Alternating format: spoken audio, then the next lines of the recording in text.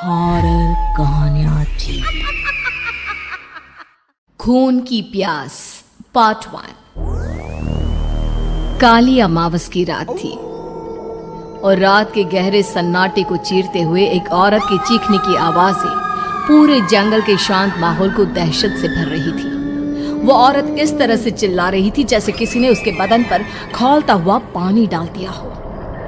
रात को अपने खेतों में पानी देने के लिए आया हुआ हरिया किसान अभी तक इन आवाज़ों को सुन नहीं पाया था, क्योंकि उसके बेटे किशन ने उसे नया मोबाइल फ़ोन जो लाकर दिया था शहर से, और बस उसी मोबाइल फ़ोन में ईयरफोन लगाकर वो कोई पुराना गाना सुनने में मग्न था।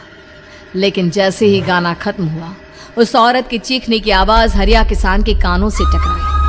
हरिया का दोस्त रामू भी खेत में ही घाट पर गहरी नींद में खर्राटे मार रहा था। रात के उस सन्नाटे में औरत की चीखने की आवाज सुनकर ठंड के मौसम में भी हरिया किसान के माथे से पसीना टपकने लगा। रामू, अरे ओ रामू, अरे जल्दी उठ, क्या खर्राटे मारकर सो रहा है? अरे इतनी रात को ये जंगल में कौन औरत चीख रही है? पूरी तरह से चीख रही है। अरे क्या हुआ?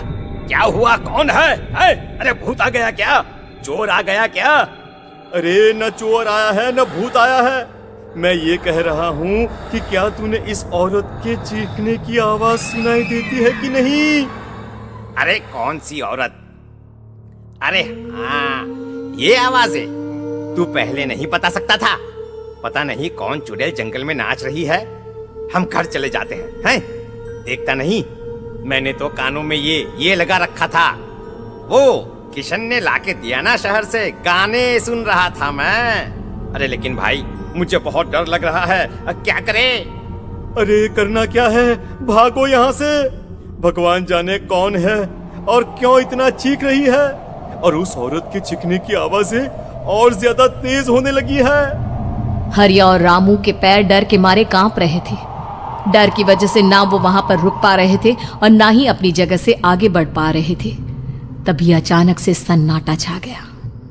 सही मौका है, हमें यहाँ से निकल लेना चाहिए भैया। रामू और हरिया अपना गमछा उठाकर दबे पैरों जंगल के रास्ते से गांव की तरफ चलने लगे। गांव की ओर जाने वाला ये एक ही रास्ता था और आवाज भी उसी तरफ से आ रही थी। लेकिन अभी 2 मिनट पहले वो आवाज पूरी तरह बंद हो चुकी थी और जंगल में पहले जैसा सन्नाटा पसर चुका था। तभी अचानक से पेड़ों में किसी के चलने की सरसराहट रामू और हरिया को सुनाई दी। क्या तुमने कोई आवाज सुनी? हाँ यार, ऐसा लग रहा है कोई इस तरफ ही आ रहा है। और तभी अचानक सामने पेड़ से एक साया रामू और हरिया के सामने उल्टा आकर लटक गया। ये देखकर रामू और हरिया की चीख निकल गई। वो दोनों डर के मारे बेहोश हो गए। वो साया जमीन पर आकर खड़ा हुआ। उसने रामू और हरिया के बालों को पकड़कर खींचना शुरू कर दिया। अब तुम गांव वालों में से कोई जिंदा नहीं बचेगा। मैं तुम सबको ले जाकर उस गड्ढे के नीचे दफन कर दूंगी।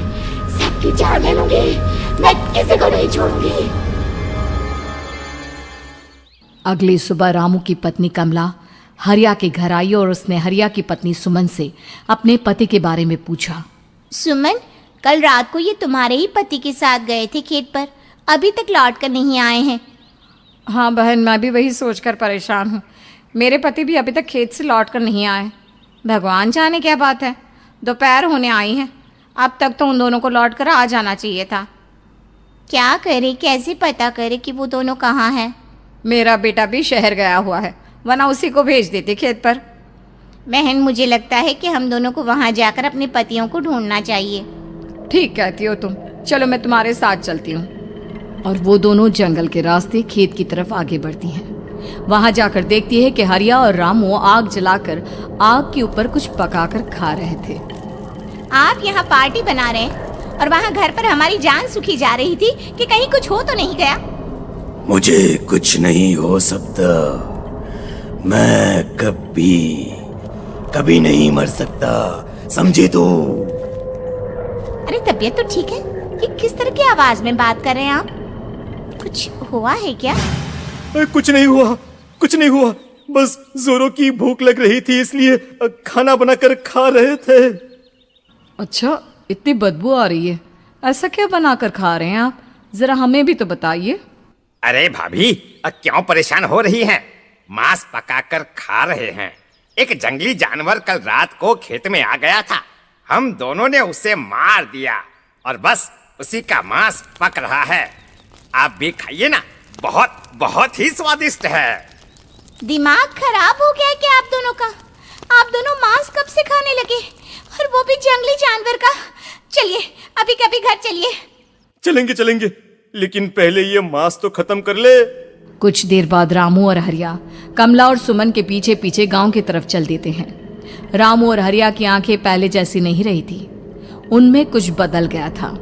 रामू अपनी पत्नी कमला के साथ घर चला जाता है और हरिया अपने घर आ जाता है। देखिए, आपने जो कुछ भी किया मैं उसके लिए आपको माफ कर देती हूँ, लेकिन आज के बाद ये रामू के साथ जाकर मांस पकाकर खाया ना, तो इस घर में घुसने नहीं दूंगी आपको।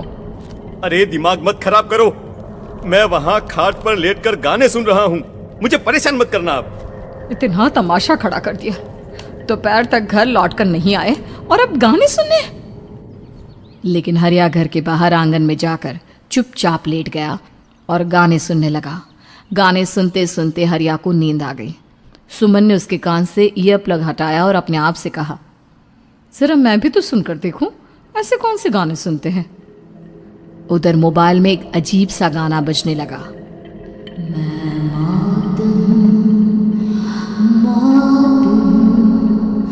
मौत जो पसरी है चारों,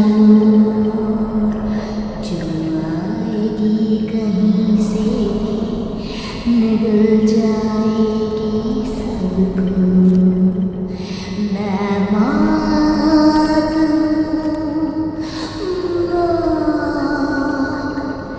अब मैं छोड़ूंगी नहीं किसी को।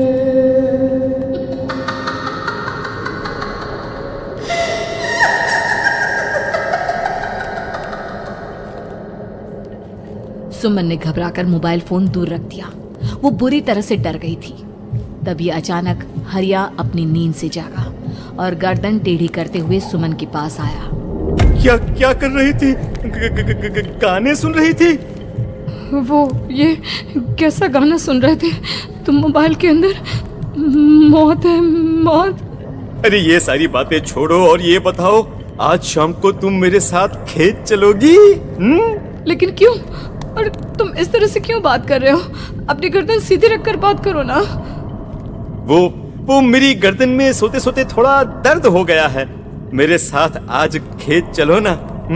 तुम्हारे साथ पूरी रात रहना चाहता हूँ। कैसी बात कर रहे हैं दिन दहाड़े? जरा भी शर्म नहीं आती क्या? अरे इसमें शर्माने वाली क्या बात है? तुम पत्नी हो मेरी। पूरी रात खेत पर रहता हूँ। मुझे भी तो तुम्हारे पास आने का हक है कि नहीं? अच्छा ठीक है, चलती हूँ आपके साथ खेत पर, लेकिन फिर उस रामू को मत बुलाना। अरे कैसी बातें कर रही हो? अगर तुम मेरे पास होगी तो मैं किसी को नहीं बुलाऊंगा, सिर्फ तुम और मैं और रात का सन्नाटा। शाम के वक्त हरिया सुमन को अपने साथ खेत पर ले जाता है। आसमान में चांद पूरी तरह से चमक रहा था। हरिया ने अपने खेत में बनी हुई छोटी सी झोंपड़ी के अंदर सुमन को अपने पास बिठा लिया और उसके बालों में हाथ फिराते हुए कहा, कितनी खूबसूरत हो तुम, बहुत सुंदर लग रही हो। एक चांद से भी ज्यादा सुंदर लग रही हो। ऐसी बातें मत करिए ना, मुझे शर्म आती है। अपनी आंखें खोलकर जरा मेरी तरफ तो देखो। अरे देखो तो सही। सुमन ने शर्माते हुए जैसे ही अपनी आंखें खोली, उसके होश उड़ गए। हरिया के बड़े बड़े दांत निकल आए थे और वो पूरी तरह से एक जानवर की तरह नजर आ रहा था। कौन हो तुम मेरे पति नहीं हो। कौन हो तुम? मुझे जाने दो। लेकिन हरिया ने सुमन के हाथ को कसकर पकड़ लिया। उसके नुकीले नाखूनों की वजह से सुमन के हाथ से खून बहने लगा था। बहुत दर्द हो रहा है, मुझे जाने दो। कौन हो तुम? क्या करना चाहते हो? वही जो एक आदमी एक औरत के साथ करना चाहता है, और उसके बाद मैं तुम्हें वहीं ले जाऊंगा जहां पर तुम्हारा पति है। क्या मतलब, क्या कहना चाहते हो? कहाँ है मेरा पति? जंगल के बीचों बीच उबलते हुए पानी के तालाब में, वही है तुम्हारा पति।